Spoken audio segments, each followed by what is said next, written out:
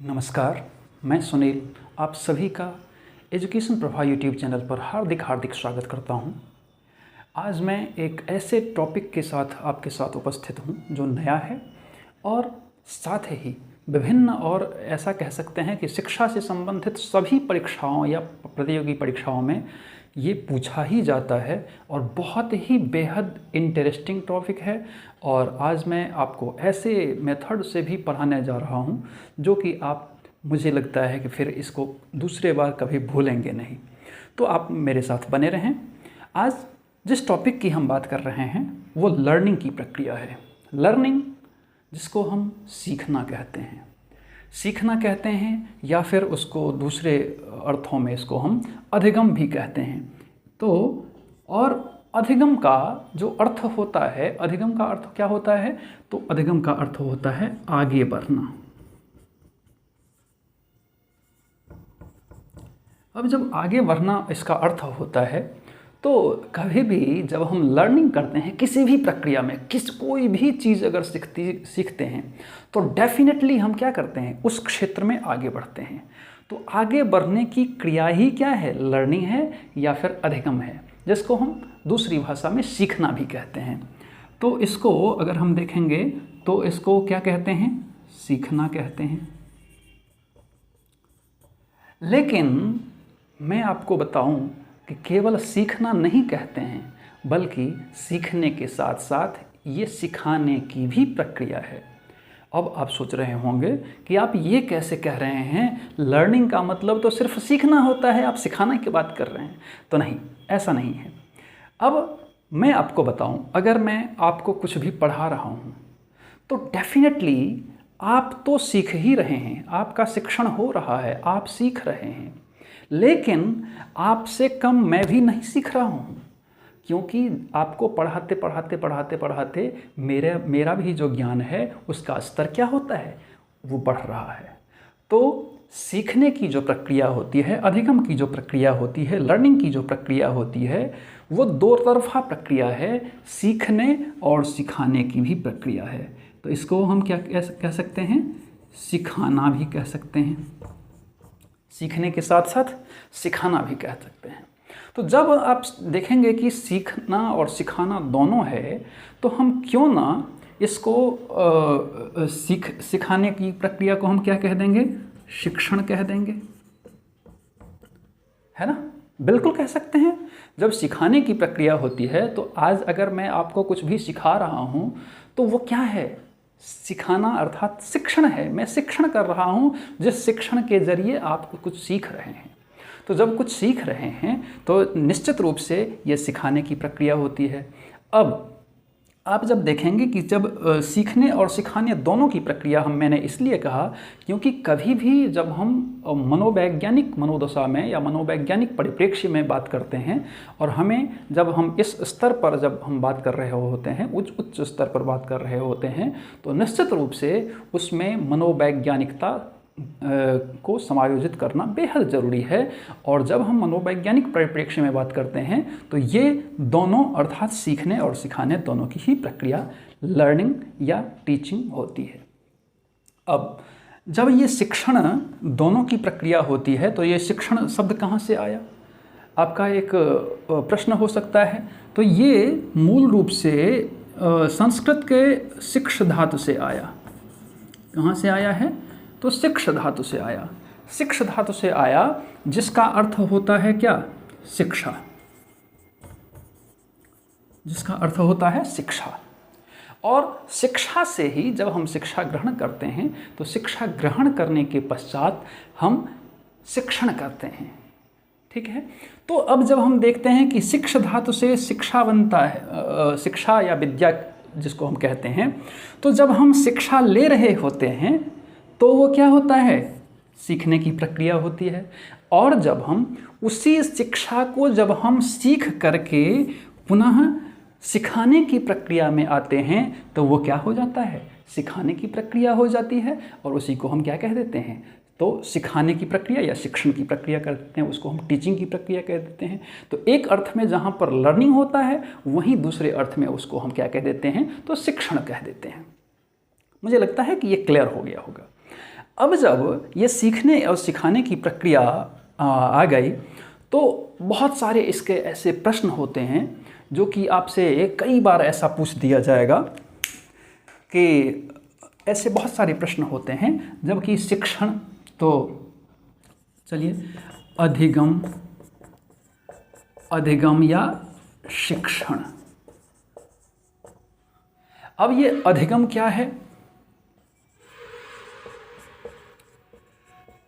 अधिगम क्या है, फिर शिक्षण क्या है, फिर इसकी आवश्यकता क्या है, इसकी उपयोगिता क्या है।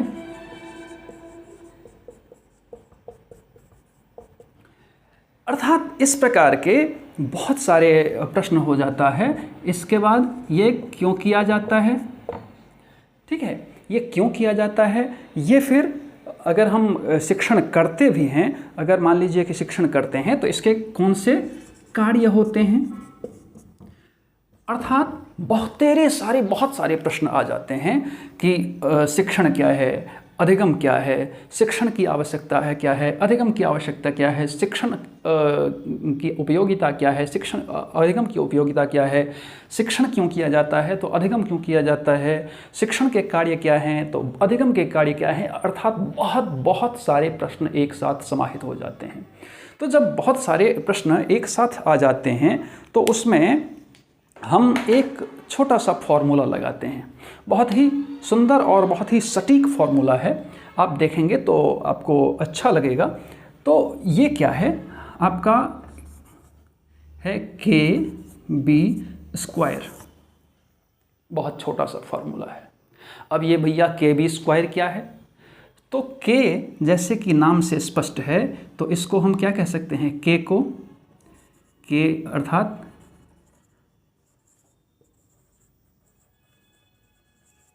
नॉलेज, B फॉर बिहेवियर,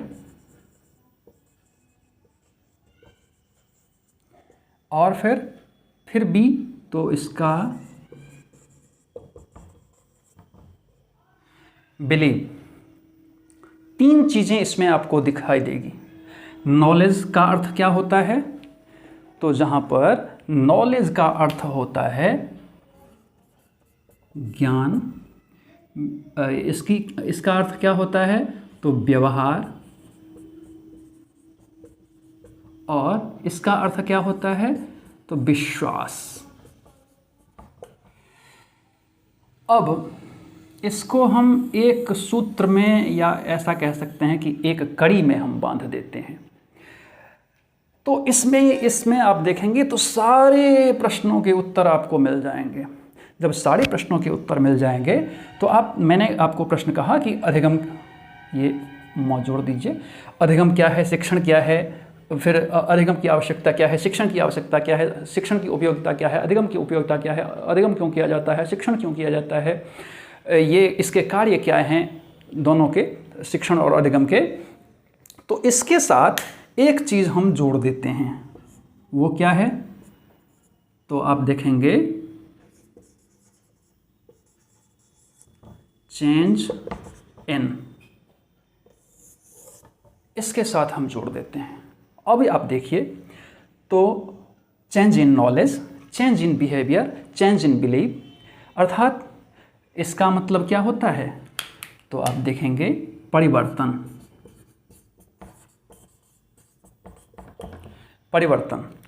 तो हम देखेंगे कि ज्ञान में परिवर्तन, व्यवहार में परिवर्तन, विश्वास में परिवर्तन, यही सारे प्रश्नों के उत्तर हैं। अब ये देख लीजिए, ये बहुत छोटा सा फॉर्मूला है लेकिन बहुत ज़्यादा इफ़ेक्टिव है। अब ये अधिगम क्या है, तो ज्ञान में परिवर्तन ही अधिगम है। शिक्षण क्या है, तो ज्ञान में परिवर्तन क्या है, शिक्षण, अर्थात शिक्षण के द्वारा आप क्या करते हैं, ज्ञान में परिवर्तन करवाते हैं। फिर आप उसकी आवश्यकता क्या है, तो व्यवहार में परिवर्तन क्या है, तो आपका अधिगम का कारण है, आवश्यकता है। उसकी उपयोगिता क्या है, तो आपको ज्ञान में परिवर्तन, विश्वास में परिवर्तन, व्यवहार में परिवर्तन। ये क्यों किया जाता है, तो ज्ञान में परिवर्तन के लिए, व्यवहार में परिवर्तन के लिए, विश्वास में परिवर्तन के लिए। उसके कार्य क्या हैं, तो आपका ज्ञान में परिवर्तन करवाता है, व्यवहार में परिवर्तन करता है या फिर विश्वास में परिवर्तन करता है। अब ये तीनों परस्पर सहयोगी हैं। आप जब देखेंगे कि सबसे पहले जब बच्चा अनपढ़ होता है तो वो ज्ञान लेना चाहता है, वो ज्ञान लेता है। जब वो ज्ञान ले लेता है अर्थात शिक्षा ले लेता है तो उस ज्ञान के द्वारा उसके बिहेवियर में अर्थात उसके व्यवहार में डेफिनेटली चेंजेस आते हैं। तो जब चेंजेस आते हैं तो उस व्यवहार में परिवर्तन और ज्ञान में परिवर्तन के साथ साथ उसके विश्वास में अकूट परिवर्तन आते हैं कि फलाने शिक्षक अच्छे पढ़ाते हैं, फलाने शिक्षक अच्छे नहीं पढ़ाते हैं, ईश्वर में हमें विश्वास करना चाहिए, साइंस पर मुझे विश्वास करना चाहिए कि नहीं, बहुत सारे अलग अलग। तो जब विश्वास कब आता है? तो विश्वास तब आता है जब इन दोनों में परिवर्तन हो जाता है। तो डेफिनेटली विश्वास से आप कह सकते हैं कि हाँ, ये हम विश्वास कर सकते हैं, फलाने के ऊपर मुझे बहुत विश्वास है। क्यों? क्योंकि धीरे धीरे जब आप किसी भी व्यक्ति को जब आप पहली नज़र में देखते हैं तो आपको विश्वास नहीं होता है। जब काफ़ी दिनों तक उसके साथ रहते हैं तो उस पर उससे जब बातें करते हैं, उससे कनेक्ट होते हैं तो फिर धीरे धीरे उसमें उसका व्यवहार देखते हैं। व्यवहार देखने के बाद ही आप उस पर विश्वास कर लेते हैं और जब आपका वो मित्र बन जाता है। तो मित्र तब बनता है जबकि उस पर आप विश्वास कर लेते हैं। इसी प्रकार से तो ये सारे के सारे जो जितने भी चीज़ें हैं, अधिगम क्या है, शिक्षण क्या है, उसकी आवश्यकता क्या है, उसकी उपयोगिता क्या है, उसका उपयोग क्यों किया जाता है, इसके कार्य क्या हैं, तो आपको ये 3 चीज़ याद रखनी है। Knowledge, behaviour, believe. ज्ञान में परिवर्तन, व्यवहार में परिवर्तन, विश्वास में परिवर्तन। तो आज की कक्षा हम यहीं पर सीमित करते हैं और इससे आगे मैं आगे की कक्षा में इसके आगे आपको इसी तरह से बहुत ही इंटरेस्टिंग आपको मैं दूंगा, ये क्लास को बनाऊंगा और मुझे लगता है कि आपको डेफिनेटली अपने ज्ञान में वृद्धि करने के लिए सहायक सिद्ध होगा। आप एजुकेशन प्रभा चैनल देख रहे हैं और आपको अगर वीडियो अच्छी लगती हो तो डेफिनेटली आप उसको सब्सक्राइब करें, लाइक करें, शेयर करें और बेल आइकन को ज़रूर प्रेस करें